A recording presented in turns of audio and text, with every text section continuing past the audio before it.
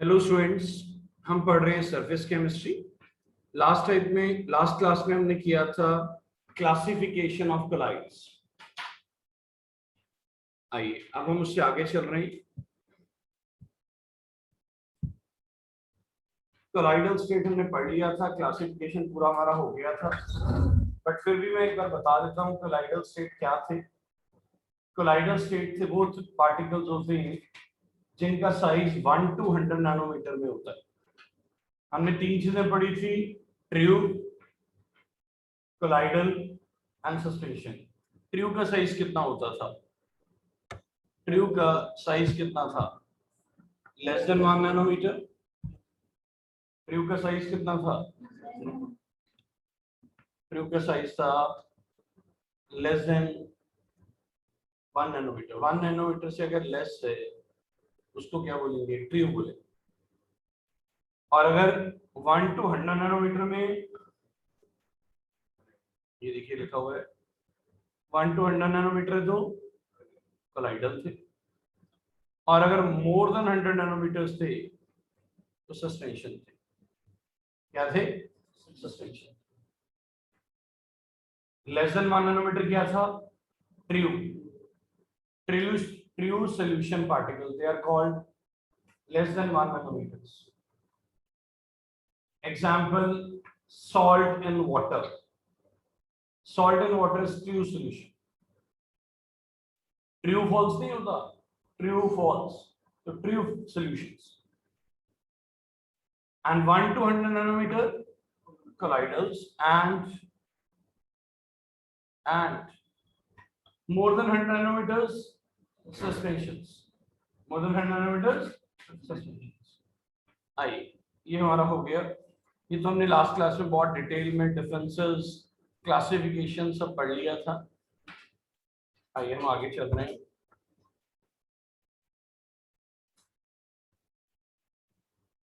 अब हमें colloidal solution prepare करने, how we can prepare colloidal solution. हम कोलाइडल सॉल्यूशन कैसे बना सकते हैं? एक एग्जांपल बता रहा हूं, उसको अपने ब्रेन में रखना है, लिखना नहीं है। अगर तुमने वो एग्जांपल लिख दिया तो टीचर उछल के डांस करना शुरू कर देगा, ये क्या लिख डाला। लिखना नहीं है, सिर्फ सुनना है समझने के लिए।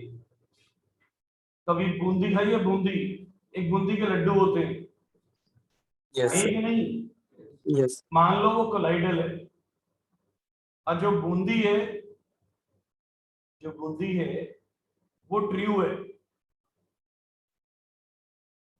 जैसे हम छोटे छोटे बूंदी को जोड़ के क्या बना लेते हैं? बूंदी का लड्डू बना लेते हैं। ऐसे यहाँ पे भी काम आएगा। एक उससे भी बड़ा लड्डू होता है, वो भैया 1 किलो वाला, हाथी के दांत दिखाने के और खाने के। और तो आप मुझे बताइए, अगर बूंदी से लड्डू बनाना हो तो क्या करना पड़ेगा? भैया जोड़ना पड़ेगा। और बड़े बड़े लड्डू के छोटे लड्डू बनाने हो तो तोड़ना पड़ेगा, स्प्लिट करना पड़ेगा। सेम काम आज हम वहां पे करेंगे। तो पहला हम पढ़ रहे हैं, अब हम बड़ी चीज को तोड़ना चाहते हैं, बड़ी चीज को तोड़ना चाहते हैं। ये है ब्रिग्स आर्क मेथड, आप यहाँ पे देख सकते हैं, ब्रिग्स आर्क मेथड कहते हैं इसे। इसको देखिए, दिख रहा है ब्रिग्स आर्क मेथड। ये क्या है? Briggs arc method, Briggs arc method. अब ये है क्या? अब मेरी बात को समझिए, बड़ा सिंपल है। आपने कभी बर्फ देखी है? बर्फ, यस बर्फ को अगर तुम हाथ में पकड़ लो तो क्या वो पिघलेगी? यस बर्फ को अगर हाथ में पकड़ लो क्या वो पिघलेगी? यस अगर पिघलेगी तो उसका ड्रॉप गिरेगा। यस मैं समझाता हूँ, इधर आओ, बिल्कुल रिलैक्स। ये बर्फ है,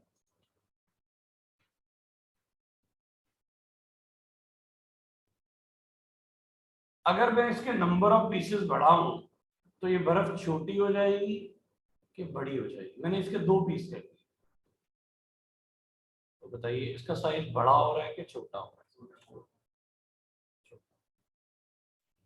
सस्पेंशन का साइज कितना होता है? मोर देन 100।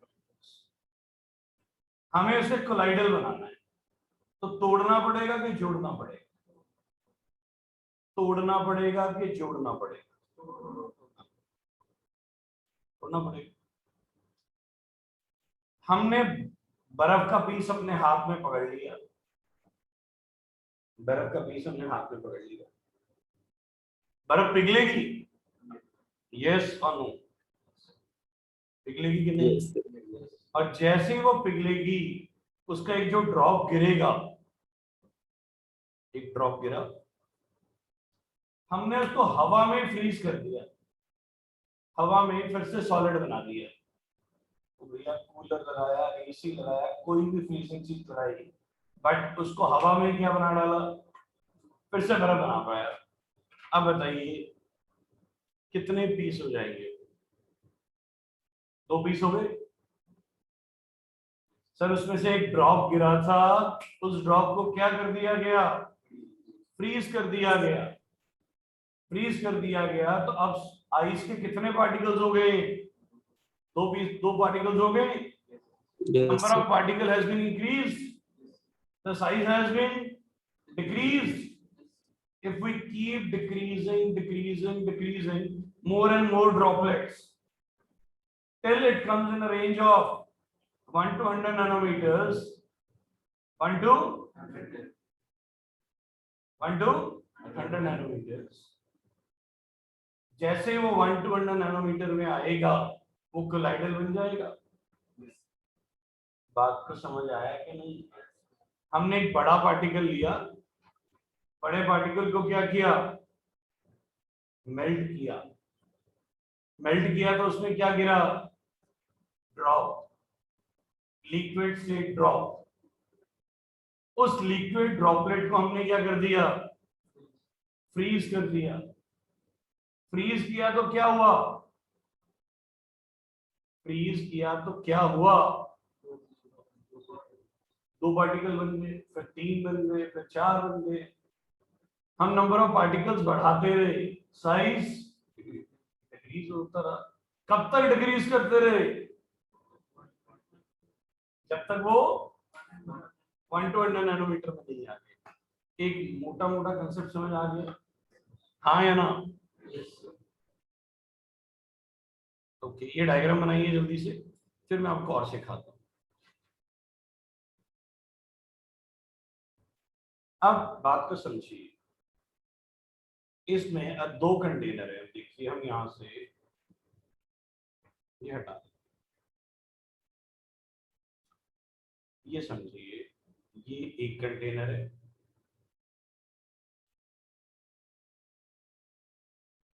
ये दूसरा कंटेनर है। इसके बीच में बताइए क्या लिखा हुआ है? Ice bath. Sir, ice bath. Ice bath का मतलब क्या है? यहाँ पे बर्फ ही बर्फ, ये सब बर्फ। फॉर एग्जाम्पल ये सब बर्फ, ये सब बर्फ। What the point? This is all ice, ये सब आइस। ये सारी की सारी क्या है? ये आइस। क्या है ये आइस। आइस बात का मतलब क्लियर हो गया? क्या है ये? बर्फ। और ये जो अंदर एक कंटेनर और पड़ा है, ये कंडक्टिंग है। क्या है? कंडक्टिंग। कंडक्टिंग होता है जो अपनी ठंडक अंदर जाने दे। अगर इसके अंदर पानी है, ये पानी है, दिस इज वाटर, क्या पानी ठंडा हो जाएगा? Yes, sir. क्या पानी ठंडा हो जाएगा? यस और नो? तो पानी ठंडा हो गया। यहाँ बाहर क्या है? आइस बात। आइस बात का मतलब क्या है? आइस बात का मतलब आइस। वाटर बाथ का मतलब पानी, पानी से नहाते हो ना, तो आइस बाथ का मतलब आइस, और अंदर के मान लो पानी है। और जो अंदर वाला कंटेनर है वो कंडक्टिंग है, कौन से वाला, ये वाला, सो दैट पानी ठंडा हो जाए, अंदर वाला पानी भी ठंडा हो जाए। चलो यहाँ तक समझ आ गया। ये जो नीचे दो वर्टिकल ये वाली चीजें बनाई हुई, यू कैन सी दैट, ये क्या है, रेड रेड, कुछ नहीं है। जो अंदर वाला कंटेनर है वो नीचे ना गिर जाए, तो उसे किसी वुडन पीस पे रखा हुआ है, लिखने की जरूरत नहीं होती, नहीं भी बनाओगे तो चलेगा। प्रैक्टिकली क्या होता है, अगर नीचे नहीं रखेंगे तो क्या होगा, तो भैया नीचे वाला अंदर गिर गया तो काम कैसे करेंगे, तो उसे दो वुडन बॉक्स पे रख दिया गया। ठीक है, ये भी समझ आ गया। अब ये दो इलेक्ट्रोड्स हैं, एक ये इलेक्ट्रोड है और एक ये इलेक्ट्रोड है, और यहां से इसको, ये पॉजिटिव टर्मिनल से कनेक्टेड है और ये नेगेटिव टर्मिनल से कनेक्टेड है, और ये दोनों आपस में टच नहीं हो रहे, गैप है, क्या है, गैप, इन दोनों के अंदर गैप है। अगर आपने टच कर दिया है तो आपका डायग्राम गलत है। The electrodes can not touch each other, it should have minute gap, it should have। तो पहले मुझे ये बताइए कि आपको डायग्राम क्लियर हो गया है? Yes. Yes, sir. Is the diagram clear?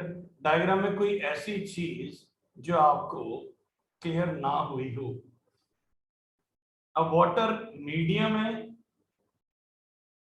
या फेस है, डिस्पर्स मीडियम है या डिस्पर्शन फेस है?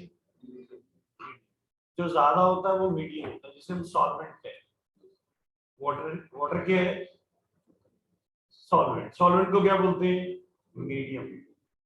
जो बच्चे लेट आए उन्हें बता देता हूं, हम पढ़ रहे हैं preparation of colloidals, more than 100 nanometre को लेस देन 100 नैनोमीटर लेके आना है, सो दैट वो क्या बन जाए, कोलाइडल्स बन जाए।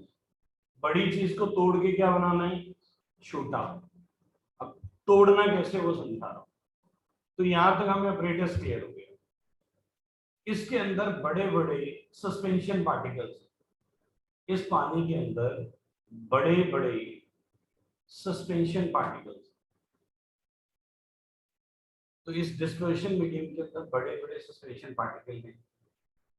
और होगा क्या, अब कोई ना कोई सस्पेंशन पार्टिकल इन दोनों में आके फंस जाएगा। हल्का हल्का पानी घूम रहा है या घुमाया जा रहा है, और कौन आके पीछे फंस रहा है, सस्पेंशन पार्टिकल। और जैसे ही सस्पेंशन पार्टिकल इसमें आके फंसेगा, सर्किट पूरा हो जाएगा। यस और नो, कंप्लीट हो गया, हाँ या ना? इसमें से इलेक्ट्रिसिटी पास करनी शुरू कर देगी। Heating is equal to I square RT, पढ़ा है आज तक फॉर्मूला? मैंने भी पढ़ा, 96 97 में पढ़ा कि किसी भी कंडक्टर से अगर बीच में से करंट क्रॉस कर जाता है तो उसकी हीटिंग शुरू हो जाती है, और उस हीटिंग का फॉर्मूला होता है I square RT. I is the current, R is the resistance, T is the time. इसमें से कौन क्रॉस करेगा, करंट क्रॉस करेगा।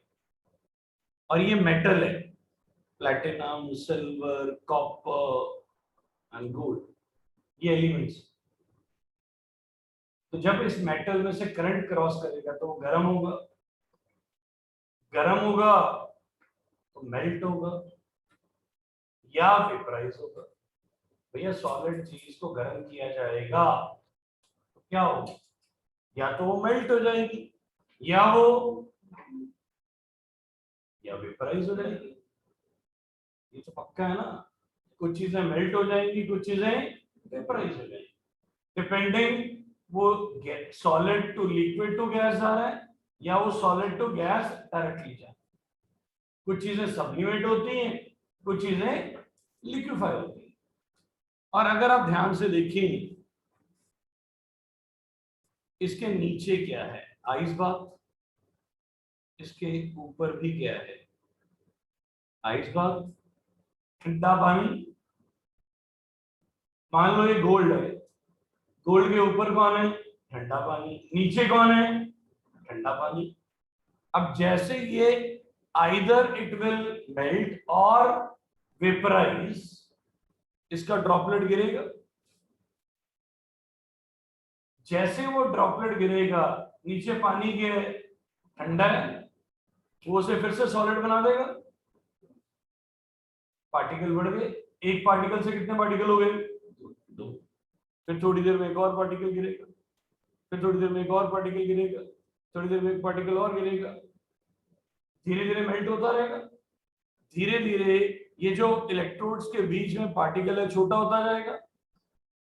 जब ज्यादा छोटा हो जाएगा तो इन दोनों इलेक्ट्रोड के बीच में से निकल जाएगा, हाँ या ना, फिर कोई और पार्टिकल आ जाएगा, उसके पीसेस छोटे छोटे होते रहेंगे। ये प्रोसेस घंटों चलता रहेगा, मे भी दिनों चलता रहे, बट पार्टिकल का साइज छोटा होता जाएगा। और हमने क्या कर दिया उसको, हमने उसको क्या कर दिया, सस्पेंशन से किस रेंज में ले आए, तो लाइट रेंज।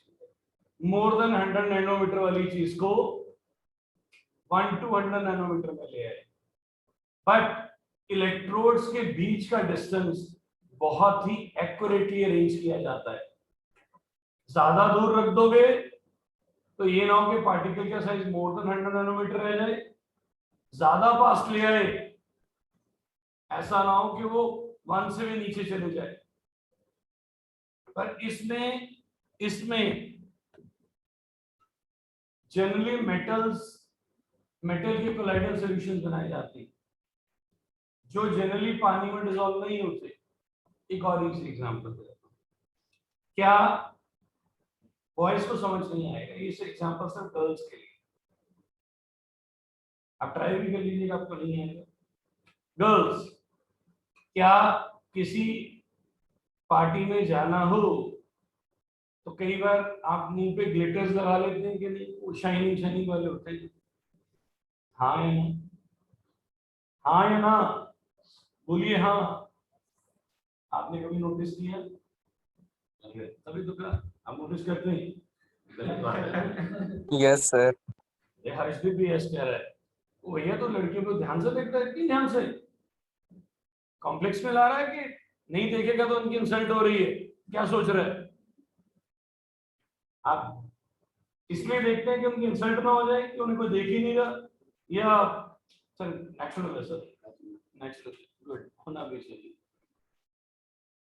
अब वो जो ग्लिटर्स लगाए होते हैं, मुझे नहीं मालूम उन्हें ग्लिटर्स कहते हैं या कुछ और कहते हैं, मेरी नॉलेज काफी कम है। तो वो जो शाइनिंग शाइनिंग सा लगाते हैं उसका पार्टिकल का साइज काफी छोटा होता है। अब उसको बनाना मुश्किल है। मान लो you are a daughter of a very rich parents, आपने कहा जी मैं तो ओरिजिनल गोल्ड के पार्टिकल्स लगाऊंगी। अब इतने छोटे छोटे पार्टिकल करने तो ऐसे किए जा सकते हैं। I am just giving you one example, when a bigger particle, अब वो आपने ये वाला एग्जांपल बॉयज को समझ आएगा। आपने बर्फी के ऊपर वो सिल्वर की फॉइल देखी है, बड़ी होती है छोटी होती है, पूरी बर्फी पे एक ही पीस लगा होता है ना फॉइल का, सीधा मुंह पे तो नहीं लगा सकते ना, क्या लगा लेंगे, छोटे छोटे पार्टिकल की जगह पूरे लगा लो, ये लोग लगा पाएंगे, नहीं लगा पाएंगे ना। उस पार्टिकल को क्या करना है, तोड़ना है। तो ऐसी छोटी छोटी फॉइल्स इसके अंदर डाल दी जाती है। वो फॉइल्स किस में फंस जाती हैं, इलेक्ट्रोड्स में, और उससे करंट फ्लो करना शुरू कर देता है, वो मेल्ट होनी शुरू हो जाती है, उसके छोटे छोटे पार्टिकल्स बन जाते हैं। तो इमेजिन करो वो बड़ी बड़ी फॉइल्स टूट के वो छोटे छोटे ग्लिटर्स बन रहे हैं, हाँ या ना। पर भैया ध्यान से ये वाला एग्जांपल पेपर में मत लिखना, ये सिर्फ समझाने के लिए। एक बार कोई समझा रहा था, शायद आपको भी समझाया हो, वो था कपल्ड रिएक्शन। आपको भी पढ़ाया था थर्मोडायनेमिक्स में कि बड़े जंगल को आग लगना, बड़े सूखे हुए जंगल को आग लगना बिग स्पॉन्टेनियस रिएक्शन, छोटे हरे पेड़ को आग लगना छोटा नॉन स्पॉन्टेनियस रिएक्शन। जब जंगल में आग लगेगी तो हरा पेड़ जल जाएगा कि नहीं जल जाएगा? तो this is just one example of what coupled reaction. ओ भैया स्टूडेंट यही लिखा है, अब मुझे नहीं पता टीचर ने लिख के कितना आसान होगा। तो ये जो एग्जांपल सिखा रहा हूँ ये समझने के लिए होते हैं, किसके लिए नहीं होते? लिखने में आप टेक्निकल लैंग्वेज लीजिए, पर आपको ब्रेन में इमेज क्लियर हो जानी चाहिए एक खुराना सर क्या समझाना चाह रहे हैं, इसलिए हम डिफरेंट एग्जांपल्स देते हैं। पेपर में जब आप भूल जाएंगे आर्टिकल, आपको हमारे एग्जांपल याद कराएंगे वो आर्टिकल क्या था, जब घर बैठ के रिवीजन करेंगे आपको समझ नहीं आएगा, वो एग्जांपल आप याद करेंगे खुराना सर ने क्लास में क्या दिया था। पर कुछ एग्जांपल कहाँ नहीं लिखे जा सकते?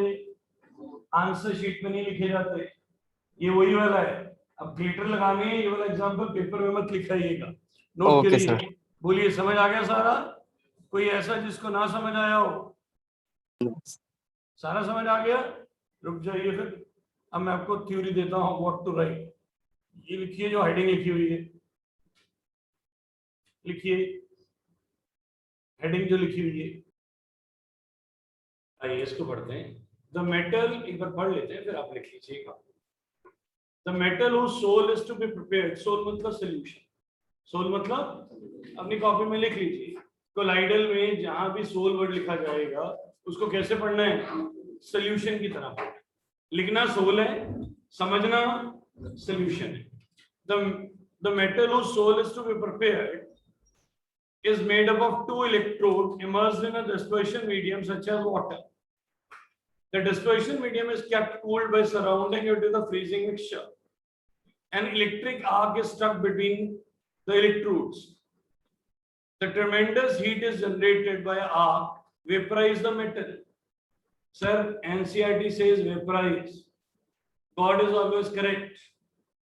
वैसे जरूरी नहीं है कि वेपराइज ही हो, मेल्ट भी हो सकता है, पर उन्होंने वेपराइज लिखा है तो हम भी क्या लिख देंगे? Vaporise. Vaporize the metal which are condensed immediately in a liquid to give colloidal solution. The colloidal solution is prepared, is stabilized by adding small amount of, sir ऐसा था जो पार्टिकल बन गए वो दोबारा से ना जुड़ जाएं तो थोड़ा सा क्या डाल दिया गया? KOH। उन्होंने ऑब्जर्व किया कि KOH डालने से वो दोबारा से नहीं जुड़ते। कभी चावल खाए हैं? चावल बनने के बाद वो ना जुड़ जाएं, गर्ल्स क्या करते हैं? ऐसा हमने कभी बनाई नहीं। It is a huge bright future of Zomato and Swiggy. हाँ जी, नमक डालते हैं उसमें। हॉरेबल सर, हॉरेबल, नमक डाल देते हैं। ओ भैया नमक तो टेस्ट के लिए डाला जाता है। ओ भैया 1 चम्मच घी या ऑयल डाल दिया जाता है। ऑयल चीजों को चिपकने नहीं देता, पता है आपको?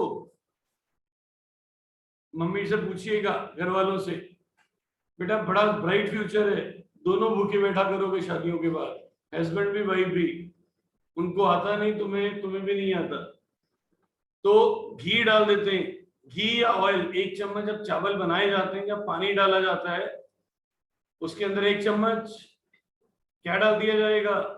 या घी या ऑयल। तो आइए इसको जल्दी से नोट करिए सारी थ्योरी को, पर प्लीज अगर ये खुराना में मेरा वीडियो सुन लें तो बड़ी मुश्किल हो जाए। खुराना में बोलेंगे इतनी बड़ी इंस्ट्रक्शन दे रहे हैं, कभी कुछ घर पे कुछ बनाया है? कभी नहीं बनाया। ये सिर्फ हाथी के दांत होते हैं दिखाने वाले। फिर ये note, second method mechanical dispersion, बड़ा सिंपल, छोड़ो पहले सुनो। जेल, हिंदी पिक्चर देखिए, जेल में चक्की होती थी, चक्की में क्या पीसा जाता था? आटा पीसते थे ना भैया, वही है। ये जो दो हैं ये स्टील की डिस्क है, एक ये वाली स्टील की डिस्क है, वहां पत्थर की होती थी, अब स्टील की है। वहां पे ओम जी जस्ट शुरू ही किया है, कुछ मिस नहीं हुआ आपका। ये मैकेनिकल डिस्पर्शन है, ये आटे की चक्की जैसा है, वो जो जिसमें जेल में आटा पीसा जाता था। वहां पे 2 स्टोन्स होते थे, एक को मैनुअली घुमाया जाता था, दूसरा नीचे स्टेशनरी होता था। ये सुनो, अब इसमें 2 स्टील हैं, ये उल्टे घूम रहे हैं। इधर आपको लग रहा होगा कि सेम डायरेक्शन है, ये सेम डायरेक्शन नहीं है, ये क्या है, रिवर्स डायरेक्शन है। क्या ये रिवर्स डायरेक्शन, ये हम भी रिवर्स बना देते हैं इसको। इसको हाइड कर दिया,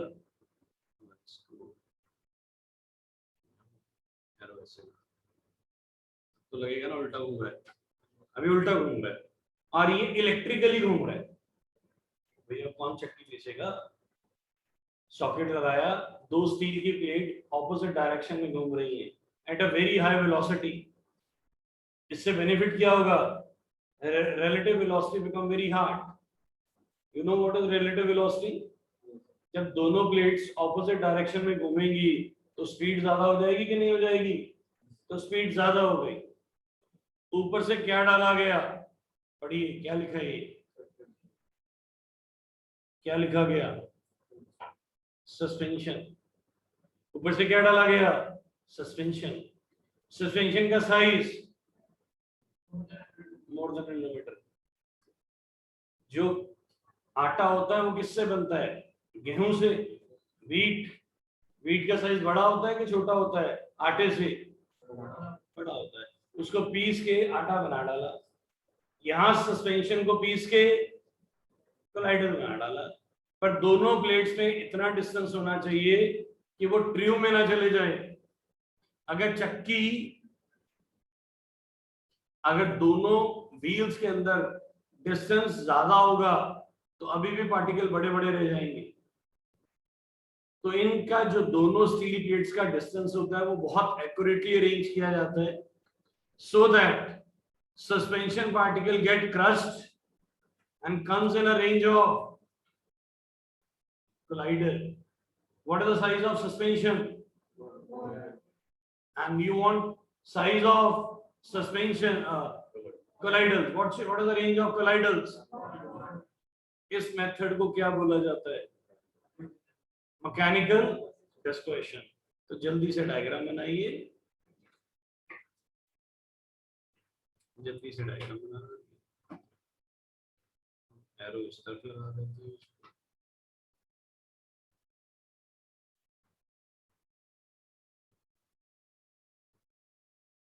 जल्दी से बना देते हैं।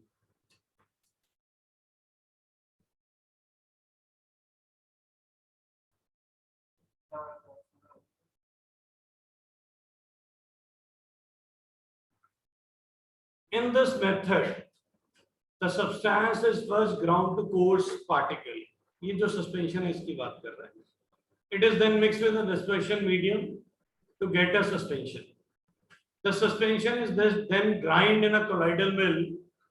The space between the disc of the mill is so adjusted that the coarse suspension is subjected to great shivering, force giving to rise to the particle of colloidal size. Colloidal solution of black ink, paint, varnishes, dye, etc. are obtained by this method. Sir एक चीज याद रखिएगा, इसमें कुछ बहुत highly technical words लिखे गए, पर पेपर में आप वही लिख पाएंगे जो आपको याद रहेगा, और याद हमेशा आसान चीजें रहती हैं। तो अपनी लैंग्वेज को आसान बनाएंगे तो भी। अब आपको इंक मिल गया, पेंट मिल गया, वार्निशेस मिल गया, ड्राई मिल गया, स्टील डिस्क मिल गई, रोटेटिंग इन ऑपोजिट डायरेक्शन मिल गया, सस्पेंशन पार्टिकल मिल गया। ये चीजें अपने आंसर में आप लिखेंगे। ये टेक्निकल लैंग्वेज मैंने इसलिए दिखाई कि बुक में आपको ये लैंग्वेज मिलने वाली है, और मीनिंग मैंने आपको पहले सिखा दी है। तो make your answer easier so that you remember for a longer time. तो इसको नोट कर लीजिए प्लीज। और इसमें अगर कोई वर्ड आपको टफ लग रहा है तो आप उसको लीव कर सकते हैं, बिकॉज हमने उसके इजी वर्ड्स को यूज कर लिए। उतार लीजिए इसे। बाय एक्सेसिव कूलिंग, वो कहता है a colloidal solution of ice in an organic solvent such as ether can be prepared by freezing a mixture of water and ether. अगर पानी को ईथर में डाल दिया जाए और उसकी एक्सेसिव कूलिंग कर दी जाए तो वो कोलाइडल बन जाए। ये उतने ज्यादा इंपॉर्टेंट आर्टिकल्स नहीं है, जैसे आपने लिखना है, ठीक है। ज्यादा इंपॉर्टेंट कौन से थे? Mechanical disintegrator and Bredig's arc method by exchange of solvent. अभी एक बार पढ़ लो, ये जस्ट हेडिंग लिखनी हो, एक एक लाइन आनी चाहिए। colloidal solution of certain substance such as sulfur, phosphorus, which are soluble in alcohol but insoluble in water, can be prepared by pouring alcoholic solution in excess of water. इसमें कुछ समझने वाला नहीं है, जस्ट सिंपल लाइंस है। हाँ, objective में क्या हो सकता है? ऑब्जेक्टिव में वो कह सकता है कि फास्फोरस का कोलाइडल सॉल्यूशन बनाना है तो कैसे बनाएंगे? तब आपने बस कितना पढ़ा हो कि बाय एक्सचेंज ऑफ सॉल्वेंट से बनता है। ऐसे by change in the physical state, soles of the substance like mercury and sulfur are prepared by passing their vapors through cold water containing a suitable stabilizer such as ammonium salt or citrate. अब ये stabiliser क्या होता है? Stabiliser होता है जब दो चीजें आपस में डिसॉल्व नहीं हो रही, उन दोनों को इकट्ठा रखने के लिए जो चीज डाली जाती है वो स्टेबलाइजर होता है। मैं समझाता हूं। जो अल्कोहल है, एक मिनट सुन लीजिए, फिर आप भी करते रहिएगा। स्टेबलाइजर क्या होता है? मैंने एक आपको एग्जांपल दिया था आइसक्रीम का। जब आप आइसक्रीम घर पे बनाते हैं, बनाई किसी ने घर पे आइसक्रीम? दूध वाली बनाई थी, भाविक जी। Yes. क्या हुआ Yes, था? sir. आइस अलग हो गई थी, मिल्क अलग हो गया था। खाते हुए पूरी फीलिंग आ रही थी कि दूध अलग है और पानी अलग है। यस और नो? Yes. हाँ या ना? तो जब आपने फ्रीज किया तो अलग अलग क्रिस्टल्स बन गए। जब आप स्पून डाल रहे थे तो आपको आइस फील हो रही होगी, हो रही थी? क्रंच की फीलिंग आती है, चम्मच बड़ी मुश्किल से बीच में जा रहा है। खाते हैं तो मजा तो नहीं आता, और बोलते हैं ये बड़ा मजा आ रहा है। मेहनत बहुत की Yes, होती sir. है, मेहनत बहुत की Yes, होती sir. है।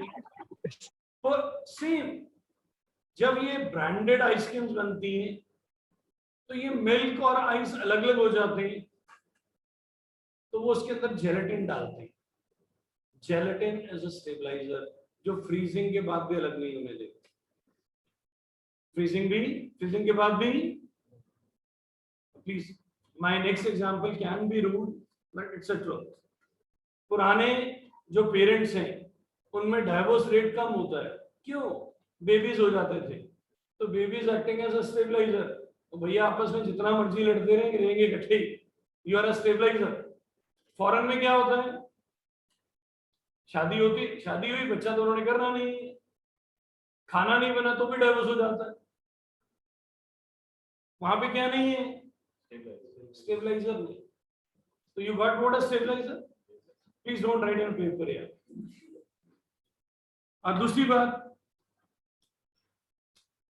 जो अल्कोहल है, alcohol is a very good antiseptic.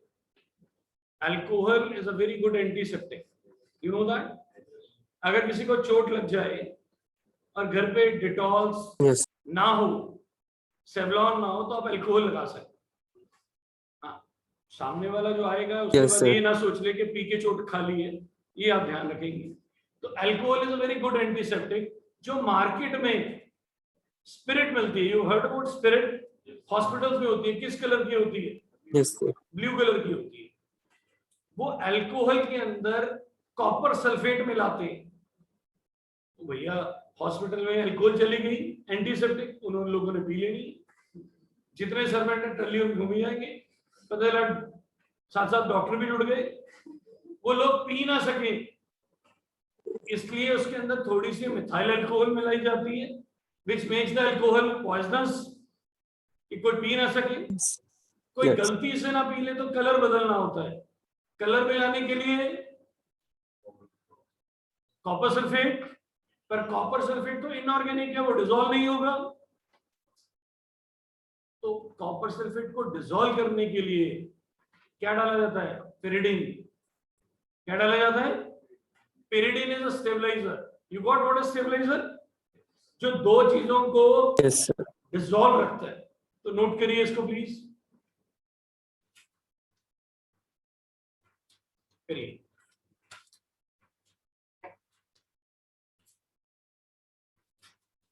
ये है preparation of lyophobic colloids by chemical reaction. तो ये आपने आपके सामने 4-5 रिएक्शंस लिखे हुए हैं। अगर ये केमिकल रिएक्शंस हो जाएं तो भी क्या बन जाते हैं? तो भी क्या हो जाते हैं? कोलाइड्स बन जाते हैं। But this is by chemical reaction. तो इन केमिकल रिएक्शंस को एक बार नोट कर लो, इंक्लूडिंग हेडिंग्स आल्सो। इसमें कुछ भी समझने वाला नहीं है, मीनिंग लर्निंग वाला। करिए जल्दी से।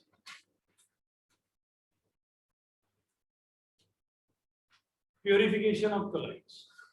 पहला है डायलिसिस। अब डायलिसिस तो समझिए,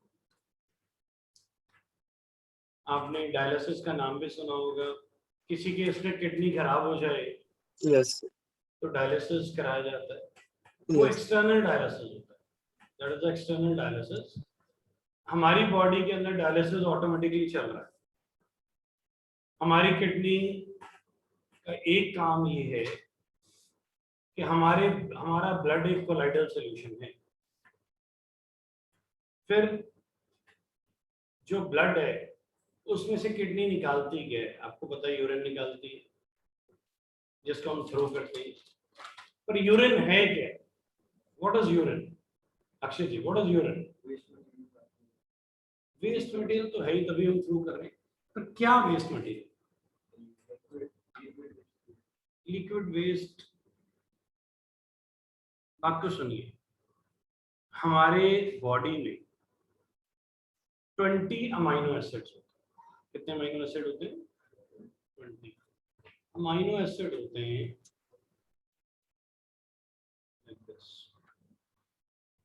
जिसमें अमाइन ग्रुप भी हो और एसिड ग्रुप भी। इन्हें अमाइनो एसिड कहा जाता है। इन्हें अमाइनो एसिड कहा जाता है। ये हमारी बॉडी में 20 तरह के होते हैं, 20 टाइप्स के होते हैं। और ये जो 20 टाइप्स होती है, इसमें से 10 हमारी बॉडी खुद बना लेती है, जिन्हें बोला जाता है non essential amino acids. Non essential amino acid का मतलब ये नहीं है बॉडी को चाहिए नहीं, बॉडी को ये आपको बायोमोलिक्यूल में फिर काम आएगा, जो सिखा रहा हूं।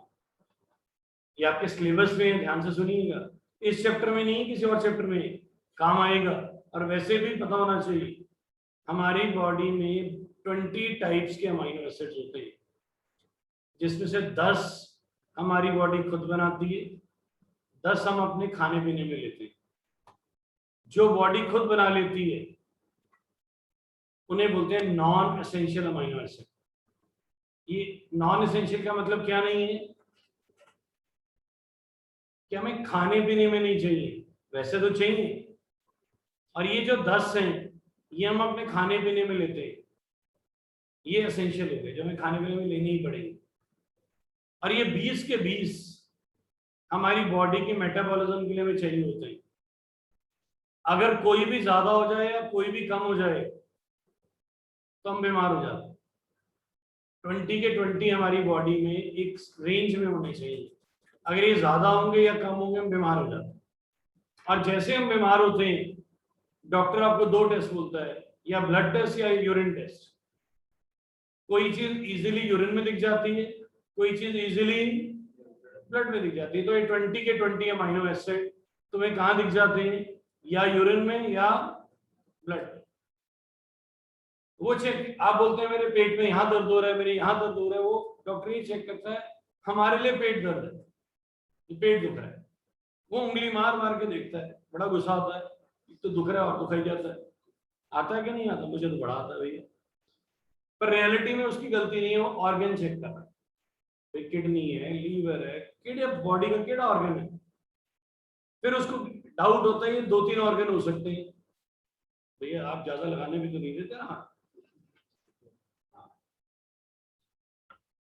आधे अक्षय जी तो कह रहे होंगे कि लेडी डॉक्टर फिर तो जितने मेरे हाथ लगाते हैं, तो जेंट्स को कहाँ लगा रहे तुम लगा था ना, तो अक्षय जी कहते ठीक है। तो जो वो हाथ लगाते हैं तो पेन की लोकेशन क्लियर कर रहे होते हैं, फिर वो अंदाजा लगाता है कि वो बॉडी का कौन सा ऑर्गन है, उस ऑर्गन में कौन सा अमाइनो एसिड होता है, वो आपको टेस्ट लिख के दे देता है। आप टेस्ट कराते हैं, फिर उन 2-3 बॉडी ऑर्गन के आसपास कोई अमाइनो एसिड की कंसंट्रेशन या तो बड़ी होती है कम होती है, फिर वो आपको मेडिसिन देता है, आप ठीक हो जाते हैं। ये जो अमाइनो एसिड हैं they will be expire in 4 to 24 hours, sorry 4 नहीं 6 आवर्स, 6 घंटे से लेके 24 घंटे में ही एक्सपायर हो जाते हैं, खराब हो जाते हैं। 6 घंटे से लेके 24 घंटे में एक्सपायर हो जाते हैं। बॉडी या तो नए बना लेती है या कंज्यूम कर लेती है। तो इसका मतलब हर अमाइनो एसिड 6 से 24 घंटे में यूरिन तक पहुंचेगा ही। तो इसीलिए ये जो किडनी है, किडनी किसको प्योरीफाई करती है? ब्लड को। ब्लड कहाँ जाता है? पूरी बॉडी में जाता है। ब्लड का एक काम तो ये था, carry oxygen to the various part of the body and bring carbon dioxide through the lungs. Another work, it will bring all the expired amino acid to the kidney also. It will bring all the expired amino acid to the kidney, and then kidney do the natural dialysis, which takes the expired amino acid out and we will throw as urine. क्या आपको dialysis का process समझ आया भैया? ये वाली चीज नहीं भी लिखोगे नंबर तो मिलते हैं, पर समझ नहीं आता कर क्या रहे। तो पहले आर्टिकल समझ आया है, कितनी तरह के अमाइनो एसिड्स होते हैं? 20 अमाइनो एसिड होते क्या हैं? जिनमें एसिड ग्रुप भी हो और अमाइन ग्रुप भी हो। इसमें से 10 कैसे होते हैं जो बॉडी खुद बना लेती है? 10 क्या होते हैं जो हमें अपने खाने पीने में लेने हैं? चपाती, दाल, जूस, व्हाटएवर। फिर ये कितनी देर में एक्सपायर हो जाते हैं? 6 hours to, सबसे जल्दी वाला 6 घंटे में, सबसे ज्यादा देर वाला 24 घंटे। ये लगभग अंदाजा। फिर एक्सपायर्ड नए वाले पुराने वालों को रिप्लेस कर देते हैं। जो खराब हो जाते हैं, एक्सपायर हो जाते हैं, वो कहाँ चाहिए? थ्रो करने। वो ब्लड कहाँ तक लेके आता है? किडनी तक। किडनी क्या करती है? उन्हें ब्लड और एक्सपायर्ड अमाइनो एसिड को अलग करती है। हम एक्सपायर्ड अमाइनो एसिड को थ्रो कर देते हैं। That is known as urine. What is urine? Now tell me what is urine? It is an expired amino acids. अब ये तो नहीं बोलोगे ना it is a liquid waste. This is called what you learn. समझ आया बीमार क्यों होते हैं, क्यों चेक होता है बॉडी? सारा क्लियर हो गया? बायो मॉलिक्यूल्स पूरा आर्टिकल बनेगा ये, वहां पे भी नंबर 2-3 मिलेंगे तुम्हें। अब आइए, अब ये हमें दिखा रहे हैं कि उसकी प्योरिफिकेशन कैसे होती है। क्या ब्लड कोलाइडल है या नहीं है? तो वहां से भी जुड़ा हुआ है। अब सुनिए, ये जो आप बॉटल की तरह देख रहे हैं, ये रिप्रेजेंटेटिव दिखाया गया, मतलब सिर्फ रिप्रेजेंट किया। ये सेमी परमिएबल मेम्ब्रेन है। What is semi permeable membrane? जिसमें से सॉल्वेंट तो निकल सकता है बट सल्यूट नहीं निकल सकता। सेमी ऑस्मोसिस, डिफ्यूजन पढ़ा हुआ, ये सेमी परमिएबल मेम्ब्रेन। तो सेमी परमिएबल मेम्ब्रेन है, इसके अंदर पूरे का पूरा क्या है? इम्प्योर कोलाइडल सोल है। क्या है? इम्प्योर कोलाइडल सोल है। ये सेमी परमिएबल मेम्ब्रेन है। अंदर क्या है? Impure colloidal sol. Its principle is based on the fact that colloidal particle cannot pass through the colloidal particle, बाहर नहीं आ सकते। सिर्फ कौन आएगा? सॉल्वेंट आएगा। कौन बाहर नहीं आ पा रहा? कोलाइडल। तो कोलाइडल अंदर रह जाएंगे, बाकी चीजें बाहर निकल गई, तो चीज प्योरीफाई होगी कि नहीं होगी? तो that is called dialysis. That is called its principle is based on the fact that colloidal particle cannot pass through the semi-permeable membrane. Perchient or cellophane are the names of that semi-permeable membrane, while the ions of the electrolyte can pass through it. कौन निकल पाएगा? Electrolyte. कौन नहीं निकल पाएगा? What is electrolyte? What is electrolyte? Strong acid, base and salts are called. पढ़ा था electrolyte, electrochemistry, equilibrium. तो इसमें से कौन क्रॉस कर रहा है? इलेक्ट्रोलाइट. कौन क्रॉस नहीं कर रहा? कोलाइडल. तो कोलाइडल अंदर रह गया, इलेक्ट्रोलाइट बाहर निकल गए, दोनों चीजें अलग अलग हो गई. चीज क्या हो गई? Purify. This process is known as what? Dialysis. करिए ना इसको. इलेक्ट्रोडायलिसिस. इलेक्ट्रोडायलिसिस में डायलिसिस प्रोसेस सेम है, बट हम एक्सटर्नल इलेक्ट्रिसिटी लगा रहे हैं. हमने क्या किया? यहाँ पे एक्सटर्नल इलेक्ट्रोड्स लगा रहे. जस्ट वेट, यहाँ देखिए पहले. यहाँ पे देखिए, यहाँ पे एनोड लगा दिया विद व्हाट? Positive charge. यहाँ पे क्या लगा दिया? Cathode with negative charge. तो इलेक्ट्रोलाइट पे चार्ज होगा. इलेक्ट्रोलाइट पे चार्ज होगा कि नहीं होगा? बिल्कुल होगा. चार्ज होगा तो उसमें दो ही चार्ज होते हैं, पॉजिटिव या नेगेटिव. तो ये पॉजिटिव किसकी तरफ जाएगा? नेगेटिव की तरफ. नेगेटिव किसकी तरफ जाएगा? पॉजिटिव की तरफ. सब कुछ सेम है. आपने लिखना है, सारा प्रोसेस सेम लिखना है. आप एंड में लिखेंगे if dialysis is done in the presence of electrodes. If dialysis is done in the presence of electricity, it is called electrodialysis. बस फर्क ये होता है कि जब आप इलेक्ट्रोड्स लगा देते हैं तो इलेक्ट्रोलाइट थोड़ी तेजी से मूव करते हैं. तेजी से मूव करने से क्या होता है? Dialysis will be completed in lesser time. Is a thing clear? Electricity लगाने से डायलिसिस फास्ट होता है. करिए ना. एक बार रिवीजन कर रहे हैं, देख लेते हैं क्या क्या पढ़ा आज हमने. कोलाइडल स्टेट्स क्या होती हैं? जिसमें पार्टिकल का साइज 1 to 100 नैनोमीटर होता है. हम लायोफिलिक्स को बहुत इजीली बना चुके थे क्योंकि उन दोनों में अट्रैक्शन होती है. मेनली कहाँ प्रॉब्लम होती है? लायोफोबिक में, because they don't want to mix. हमने पहला ब्रेडिक्स बाथ मेथड लिया. आइस बाथ के अंदर एक कंटेनर और रखा जो कंडक्टिंग था. पानी ठंडा हो गया, दो इलेक्ट्रोड्स की डिस्टेंस मेंटेन किया गया, बीच में सस्पेंशन आके फंस गए, वो आइदर मेल्ट हो गए या वेपराइज हो गए और ठंडे पानी ने उसको फिर से सॉलिड पार्टिकल बना दिया. Is the thing clear? और ये कहाँ यूज होता है? Platinum, gold, copper, silver etcetera colloidal source के लिए. ये सारा हमने पढ़ लिया. मैकेनिकल डिसइंटीग्रेटर बिल्कुल कैसा वर्क करता है? जैसे आटे की चक्की. ठीक है, बिल्कुल वैसे ही है. ये कहाँ काम आती है? ब्लैक इंक बनाना, पेंट बनाना, वार्निशेस, मतलब जो सफेदी वगैरह में काम आते हैं. डाइस मेनली रंग वाली चीजों में. ध्यान से देखिए, जहां पे रंग यूज होता है वहां पे ये यूज होता है. ये जनरल मेथड्स हैं. By excessive cooling, by exchange of solvent and by change of physical state. ये केमिकल मेथड्स हैं. ये प्रॉपर्ली लर्न कर रहे हैं. पेपर में क्वेश्चन आ सकता था, सब्जेक्टिव होता तो right any 3 chemical methods, right any 2 chemical methods. But अब कंप्लीट द रिएक्शन तो नहीं आएगा. अब क्या आएगा? which of the following is a reduction method to prepare lyophobic colloids? Which of the following is a hydrolysis? Which of the following is a double decomposition? And like this. Another purification of colloids. Dialysis कर लिया और साथ साथ में electrodialysis. Clear है?